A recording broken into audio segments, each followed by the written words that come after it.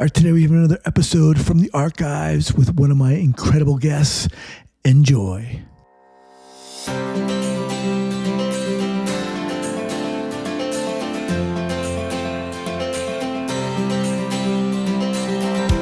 All right, welcome back to the Trauma Therapist Podcast. My name is Guy McPherson. My mission is to help trauma therapists be their incredible selves, to be human, to be real, not just a clinician. I'm a big believer in who we are is more important than what we know. And this requires cultivating authenticity, genuineness, and vulnerability, and that requires intention.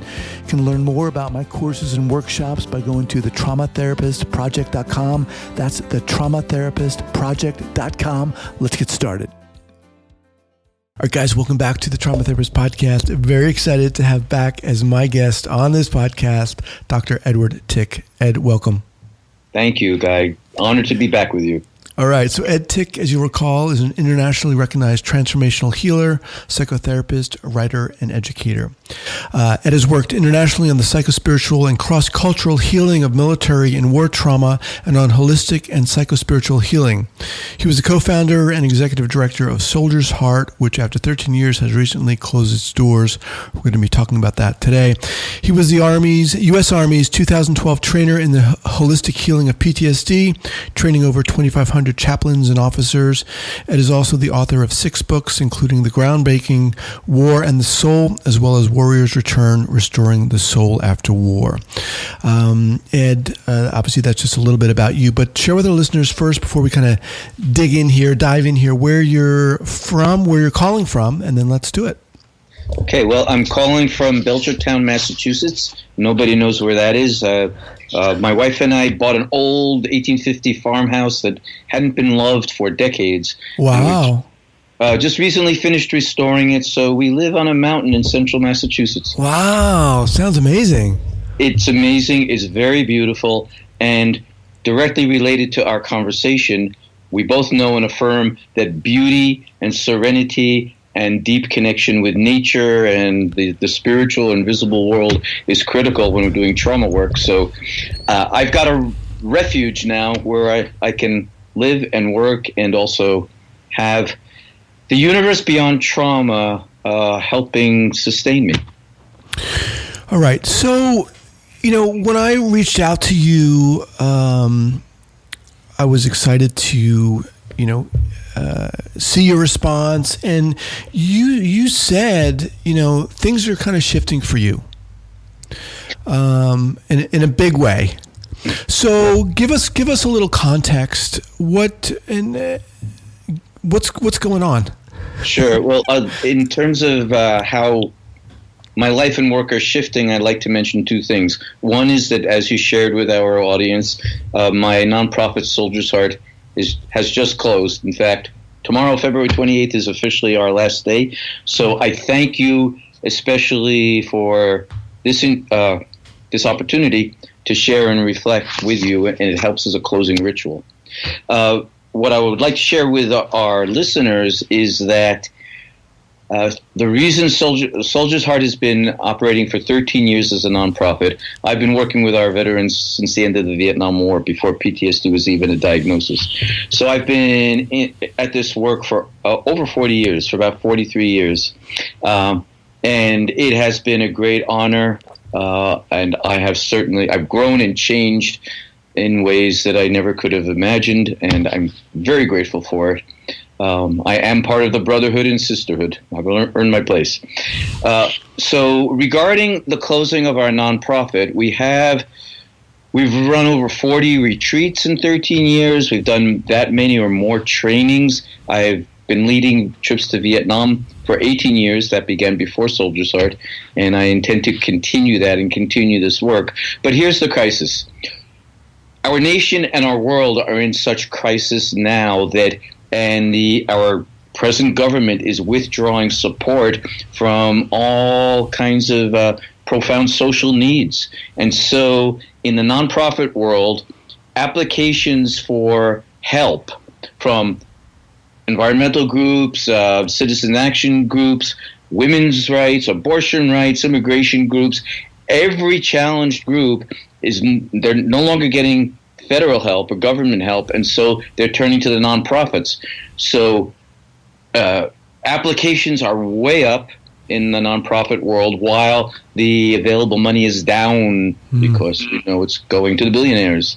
And so we've been informed by our most loyal supporters that they're no longer going to support military or veteran causes because there are so many causes, and the wars aren't going away, and the politicians aren't talking about them or questioning them, and we've gotten lots of notes of gratitude and profound regret that we can't support this work anymore because too many other immediate needs are surfacing and falling apart. So there's a big warning to us all about the need for nonprofit work, the need for community gathering and organizing, and also, tragically, decreasing awareness, sensitivity, involvement in military and veteran healing.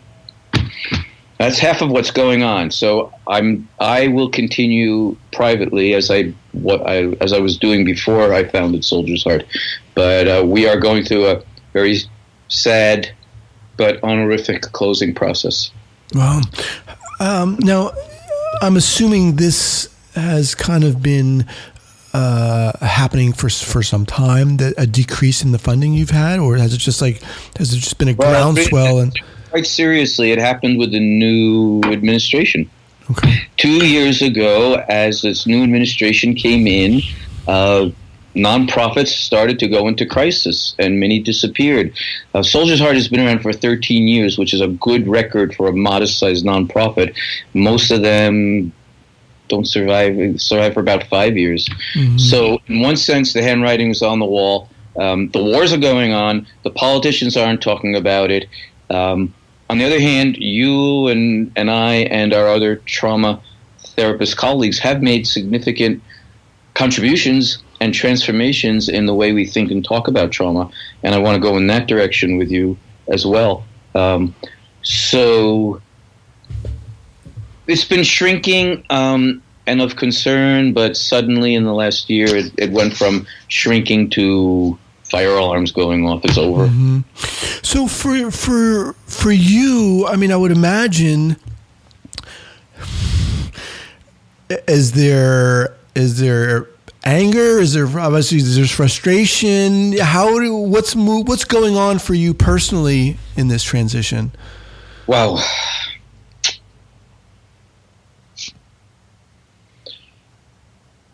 If I summarize and reduce it, I feel a profound and strange mixture of great honor and great sorrow as I reflect on what we've done and how my work and my organization, Soldier's Heart, has really been in the lead in exploring and revealing and responding to our psychospiritual wounds, the invisible wounds of war, at the most archetypal level. And we've had extraordinary success, and hundreds, maybe thousands of people have been touched by the work and found it to work. Mm-hmm. It really works. The archetypal imagery of the warrior, the world warrior traditions, the way other cultures have successfully responded to massive violent trauma in their warriors and in their civilians, the fact that there are some places in the world where massive violence has gone on or is going on, and yet those cultures are united. They communalize the trauma rather than pathologize and individualize it. And it's possible to pass through severe violence without the epidemic breakdowns we have here. Mm-hmm. But it's very hard to get that message across to funders or to our trauma field. And this is my second direction of concern, and I share it with you and with all of our good colleagues. We all want to address the massive and monstrous suffering that's going on. And we're all looking for effective ways to do it. And I'm profoundly concerned that trauma is being pathologized, and that's a way our culture denies the extent of global trauma that we're really in. I'm not only concerned about our military and veterans, that remains at the top of my concern, and my devotion, of course. But what I see is that we are all together, I'm talking about the world, has moved into global trauma. We are in apocalypse. It's not coming, it's here. And every one of our entire, not just the infrastructure, our social structures are falling apart. Now, apocalypse means everything is falling apart so that the underpinnings, the foundations are revealed, and the shadow, the human shadow, comes pouring out, and we're really experiencing that. Apocalypse also gives us the opportunity for significant personal, social, communal change, but the destruction we're causing to the planet is so severe, our weapons are so destructive, that we don't know if we're going to make it through this apocalypse. Apocalypse has come before and humanity has survived, but the degree of terror that we're not going to survive is extreme, and it's way not only in our military, it's everybody. And so I am concerned that we in our nation, we are continuing to use PTSD and now moral injury as diagnoses of mental unhealth rather than what they are, which is categories of human existence and experience that we all have and should not be pathologized, but it should be treated in communal settings and with archetypal, with social, with psychological and spiritual awareness and wisdom, rather than everybody that breaks down is an individual mental health crisis and treated that way while the rest of us seem to, pass, but we're not passing. We're all disturbed. I mean, that is a huge and I think very powerful message. I mean, how do you take that now? In what way are you moving forward? In what way are you carrying that message forward? I've begun over the last year in my public education work, lectures and keynotes and interviews like this. I'm moving from military to global trauma.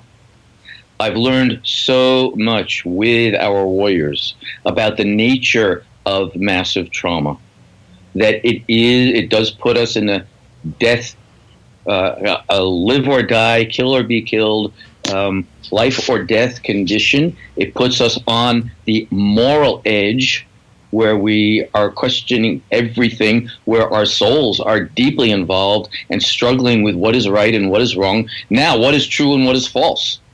Mm-hmm. From the top down, when we're fed falsehoods, it confuses everybody.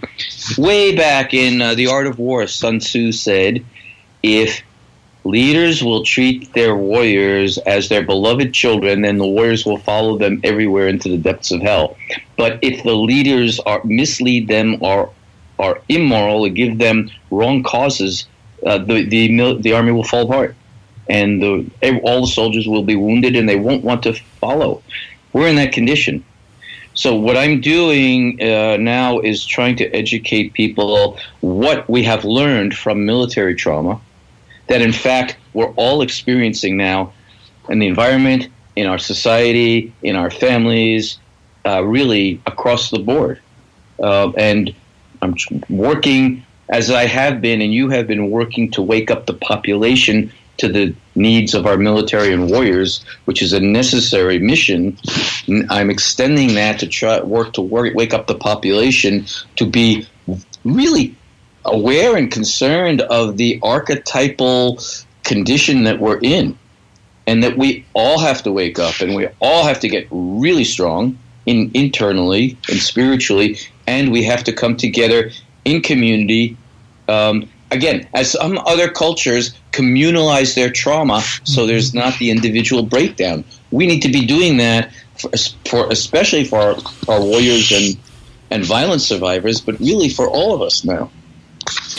I would, through Soldier's Heart, obviously you were working with veterans, you were creating programs and groups and trainings and workshops and working with those individuals.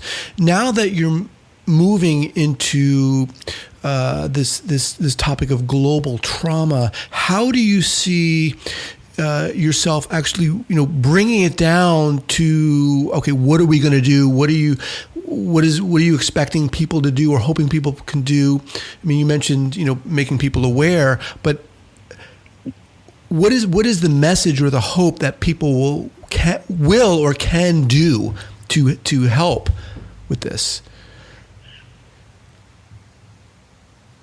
I'm going to refer again to some of the cultures that I've studied and visited where they deal with trauma very differently.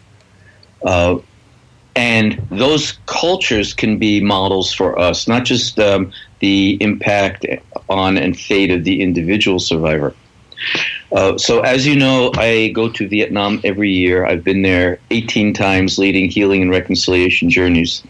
And while that's valuable to talk about regarding war healing, let's apply it to global trauma. Vietnam has been invaded for 2,000 years by powers much larger than theirs. The United States war there was only the last.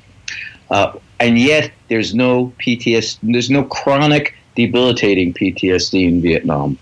Their psychological establishment does report short-term traumatic breakdowns, which are normal after a car accident or coming out of war. The last time the Vietnamese saw PTSD as we have it here was in the 1970s, after the American war ended, and it only lasted for a short time.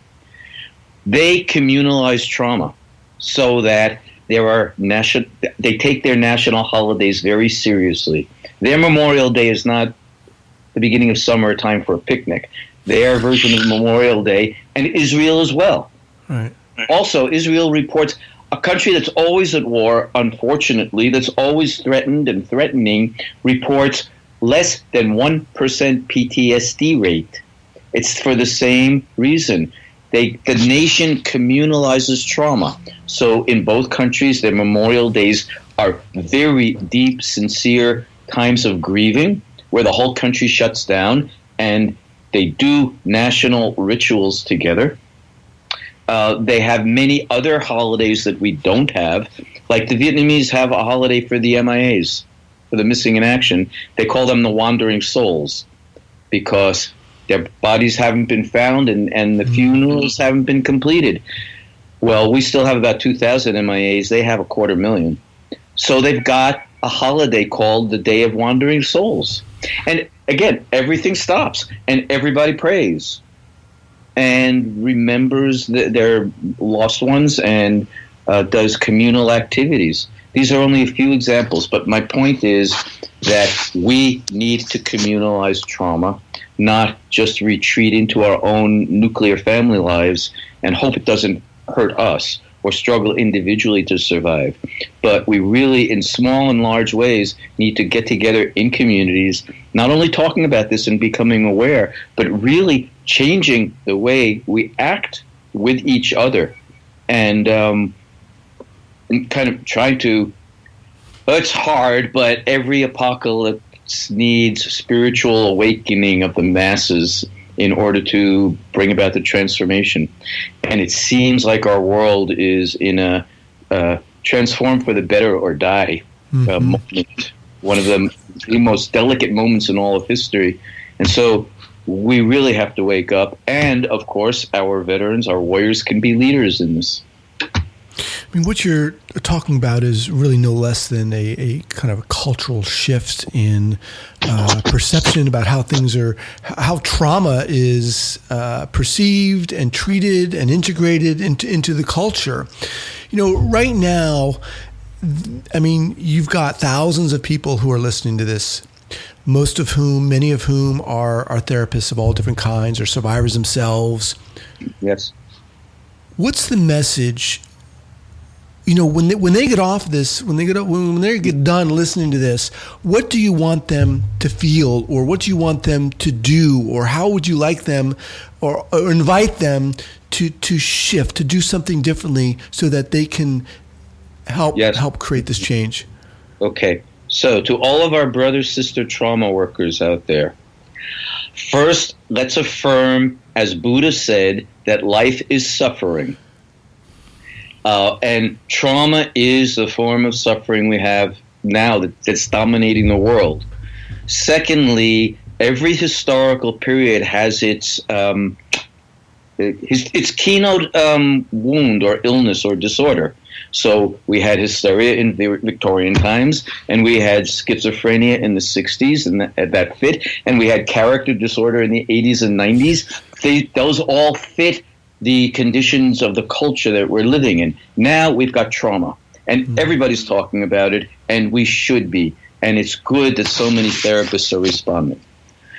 Okay, that being said, we need to accept it as a core human condition rather than pathologize it.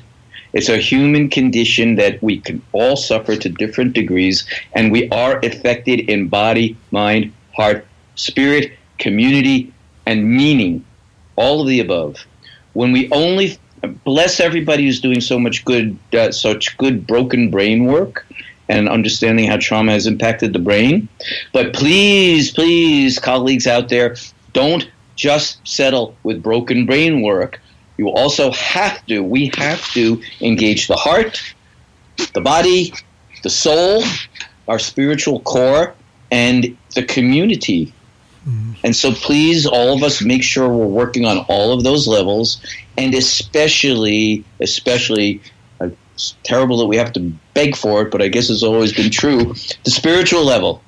We need to go so deeply inside ourselves that we can find the core that is stronger than trauma, stronger than suffering, and work together to get our spirits to rise above it. And like Israel and like Vietnam and like our Native American communities, to really, really come together in community, working publicly through ritual, through ceremony, through storytelling circles, through owning the depth of our wound, and that we're all in it together, and become active. I was a keynote speaker at a trauma conference in Canada, so this is international. And at our closing panel, people asked the same question: what can we therapists do? Most of the therapists on the panel, most of the keynote speakers said, well, there's nothing we can do except help the victims, so keep doing good trauma work in your office. And I said, I'm going to disagree with that. That's necessary but not sufficient. Therapists, also, get out of your offices, get into the community, teach the community what we know.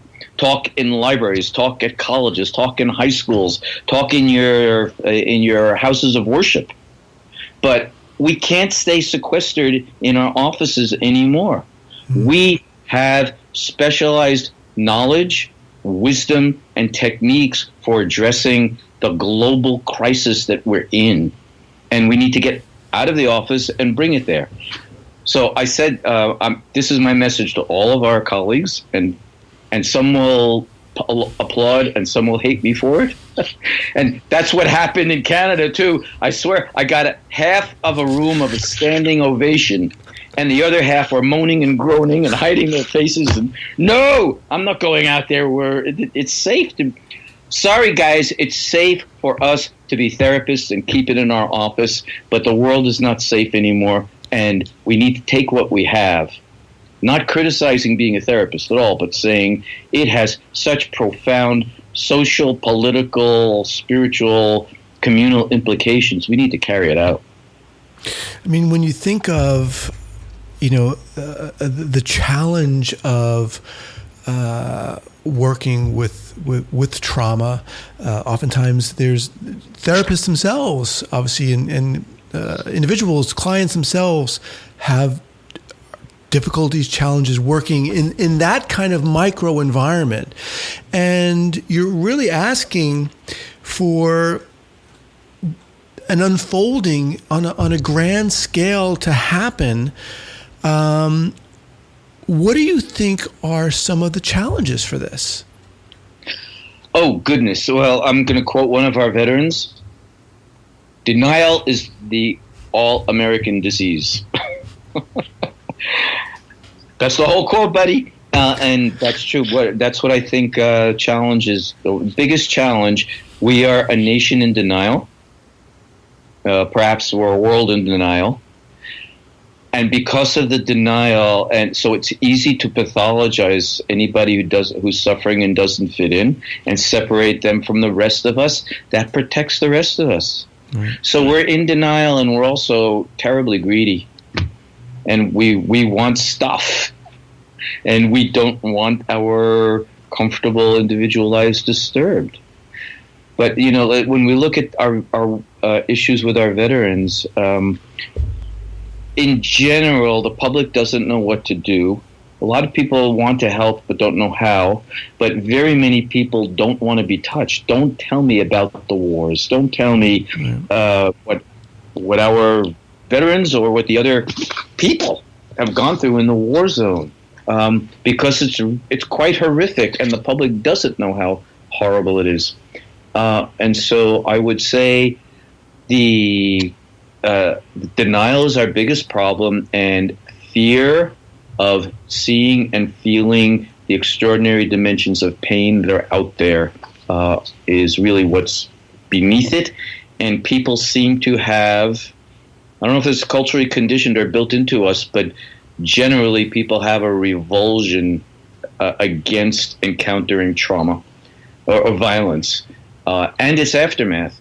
Which is also why we need our warriors, because you know this, you practice this. Warriors go into danger while the general population flees from danger. Warriors protect us. Warriors go out on the line where it's dangerous while others back away. That's happened in the mass shootings that we've had. It's been veterans in the crowd turning and running into the guns to protect the rest of the innocent. So we need our warriors more than ever, and we all need to overcome our resistance and denial and admit how difficult things are and find ways to be in it together. If someone were to come to you and say, all right, Ed, I've read your thought, I listened to the podcast you did with Guy, how would you like to kind of operationalize this in a sense? How would you like to formalize this campaign, if you will? If you had, all the resources at your disposal, ideally, what would you like to see, or what would you like to have happen? Well, goodness, wow. All the resources? Sure. Then I would begin by making Memorial Day and Veterans Day very serious national holidays. See, we could do this. If the malls shut down, and if leadership and people like us made enough public noise, letters to the editor, op-eds, interviews like this, getting on radios, and we closed the malls on Memorial Day and taught people the real meaning of the holiday again, and gathered in our houses of worship, in our civic centers, to share who we're remembering this day, who are we grieving, what are we grieving, and to everybody visit the cemeteries. And if we had significant public announcements from leadership leading us into memorializing rather than proselytizing patriotism. That's one example of how a holiday we already have could become a serious national spiritual holiday, reminding us of the original meaning, bringing us together, and facilitating national grieving that would heal us all and help bring us all together. Mother's Day is coming also. How many people know that Mother's Day was a Memorial Day after the Civil War? Julia Ward Howe created it in 1880s as the Mother's Day Proclamation, asking all the mothers of the world to no longer send their sons to war to kill other people's children. How about if we just read the Mother's Day Proclamation on Mother's Day instead of sending candy? Okay, we can go on and on with this guy. I'm so serious, and we do have the means for doing it. Other cultures do, and we do, of course, have to start at an individual level, one-on-one, and help people understand what they're carrying. I'm working with two people I can think of right now. One woman is working on trying to prevent the use of our hyper technology in outer space. She's a scientist right at the edge where research becomes military research and is used in horrific ways. Okay, so she came for help because she's in horrible moral dilemma. Mm-hmm. She does have moral injury. And the other people she went to told her, well, you're having a psychotic break. You're feeling too much, you're hypersensitive, and you're having nightmares, and you must be going psychotic. Well, she's not. As soon as we start to explore her work and how she feels about it, and that she knows that we're on the edge of profound danger if her work is misapplied, she's not psychotic. She's profoundly morally and spiritually disturbed. And it only took a couple of meetings to introduce that to her, to evaluate whether this is really a psychotic break or not, and to hear how frustrated she is in trying to bring this out into her community of scientists, for her to start to normalize. I'm on a serious moral mission that other people don't get, but they have to get, and I have to develop the inner strength to carry it through rather than break down because I'm getting resistance. Right. So this works on the individual level as well. And when people feel their wounds, and we do this with our warriors, of course, when people feel their wounds are being recognized for what they are and honored, not pathologized, and we're giving them, this is really important, we're giving them imagery through the healing process that fits who they are archetypally, not imagery that is unrelated and that we're telling them really become somebody else rather than embrace your own experience, and we can transform it. We can treat traumatic experience as initiatory.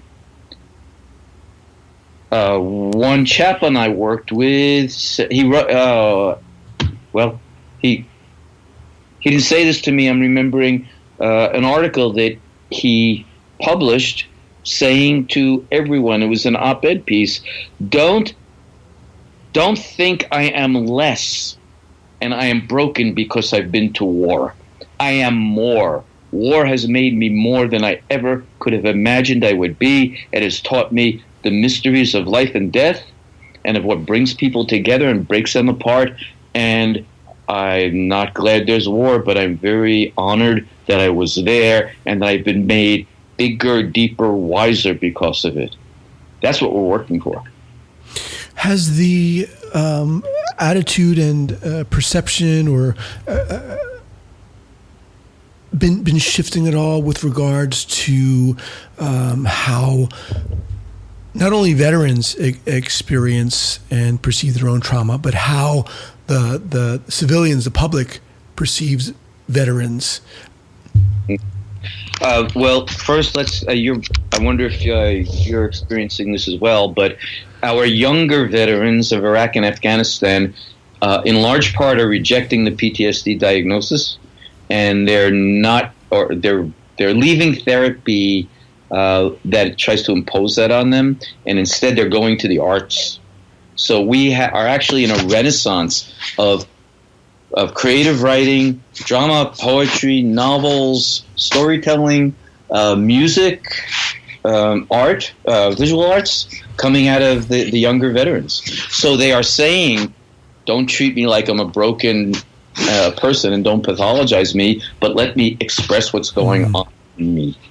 And in communities where they're doing, there is good turnout, and more civilians are saying now, I believe, than in past years from the work of all of our colleagues and our warriors, more civilians are saying, I want to help, but I don't know how, rather than, I can't help and get this away from me and send it to the VA. Right. So it's a teachable moment in history where we can hopefully mobilize civilians to have a very different attitude toward trauma. In addition to that, we both know this too, and our colleagues are out there. There are so many holistic health practices for warriors now. Equine therapy and creative arts therapies and yoga and drama and working directly with reprogramming the brain. We could go on, but our field and people involved in it are seeing trauma more holistically and seem to be getting more involved with healing. And the younger veterans for sure are asking for new, creative, and holistic and heart and soul oriented means for working with their wounds.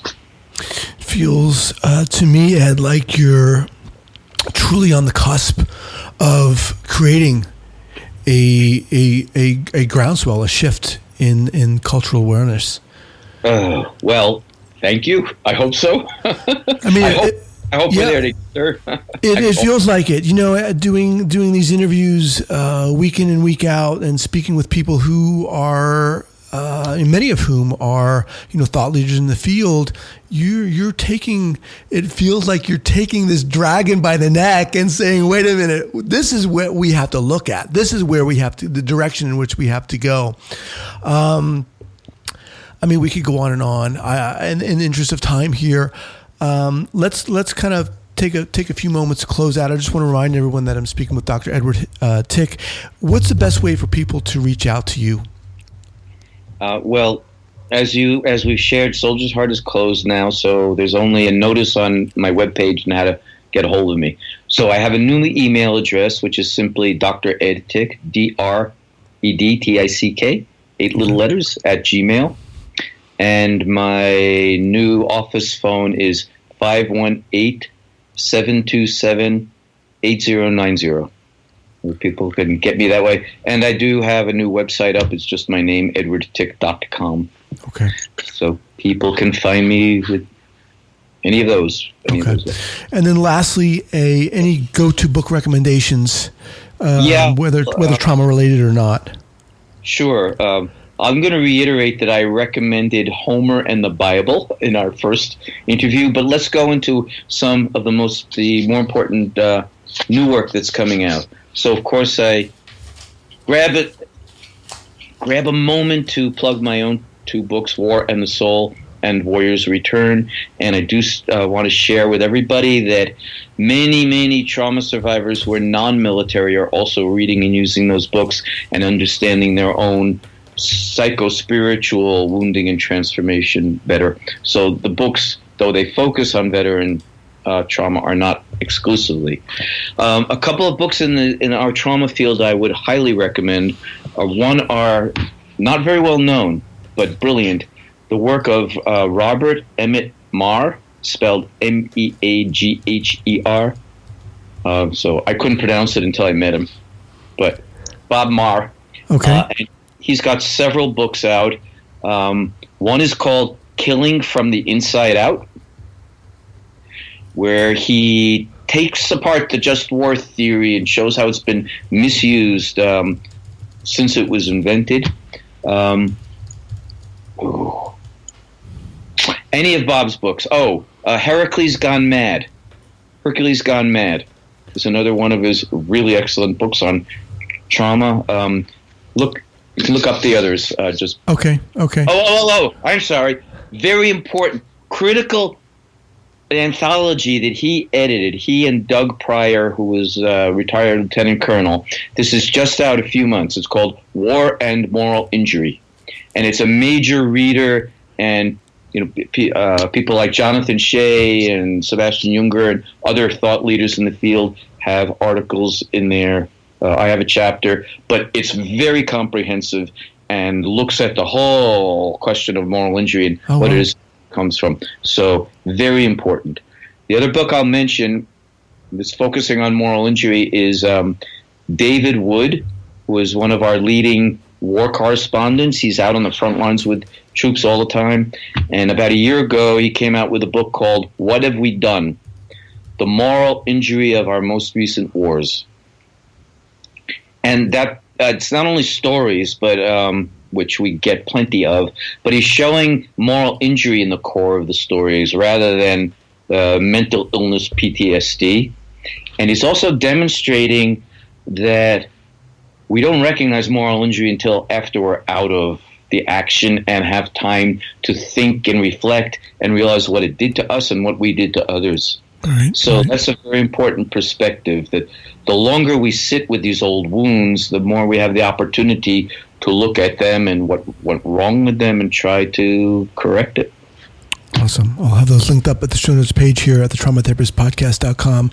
Ed, it was an honor having you back on here. I'm excited to get this out, and let me know if I can do anything to beyond publishing this podcast. If I can do anything to help you, because I just really admire what you're doing. Thank you so much, Guy. All right, take care. Yep, you too. We'll be in contact.